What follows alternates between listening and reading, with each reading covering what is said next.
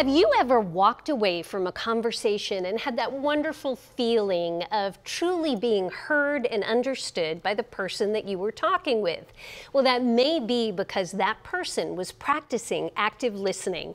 Here to tell us more about this valuable communication skill is Orange County Extension Director Kevin Cam. Kevin, thanks for being here. Thank you very much for having me.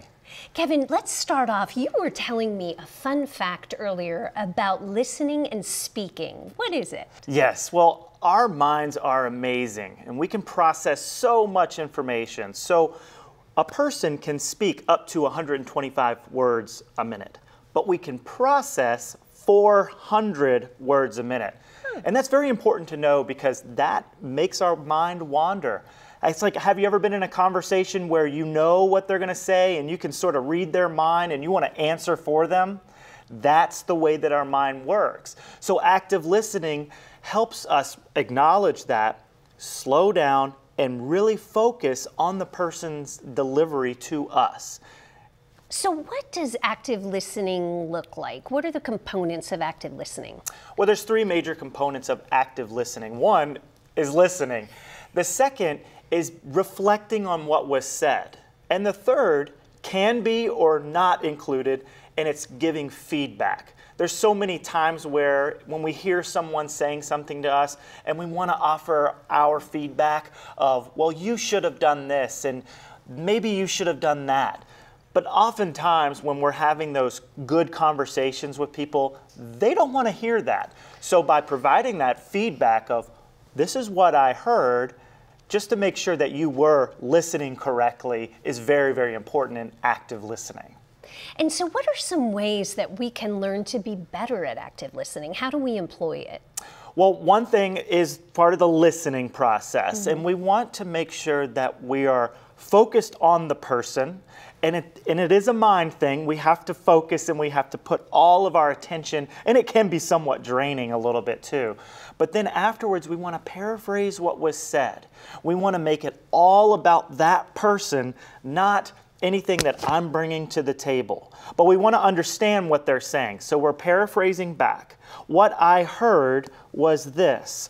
You mentioned this. You were angry that this happened. And by asking those questions, it allows the other person to reflect on that. And we start to dive in to get what the core issue of a conversation is. So what I hear you saying is, do you see what I did there? That was good. You know, that is such a good thing to remember though, Kevin, because I think I can be guilty of interrupting someone or out of maybe a sincere desire to want to connect or affirm, I jump in to say, oh, I get it, or me too.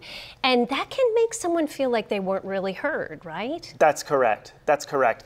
And another way that we can show that person that they've been heard or they're being heard is body language. Another fun fact is that 93% of communication is nonverbal. And breaking that down, because Extension, we like to have research, 55% of that is body language, and then the other one is tone of voice. So there's many ways that we can do that. Open body. Don't cross your, you know, somebody, you're talking to someone with their crossed arms, it's kind of a standoff. Eye contact, smiling or frowning, open body position versus closed. And that's very important about active listening too, because we're sending a message by our body because that's communicating. And if we engage in these practices, what is going to be the fruit, the benefit? The fruit is that the other person's going to be heard and we can move forward. Because many times or not, it's something said and then it's just said. But if it's heard and then there's action behind that and someone gets it, another way you can tell their story to other people. So it is really important in conflict situations too. Because if you're upset, I can have that active listening with you. I can understand, paraphrase, clarify. And then you might be too worked up or emotional, but you can rely on me to get your story to someone else effectively. I love that. This was such helpful advice. Thank you so much for sharing that with us, Kevin. Thank you. Enjoyed it.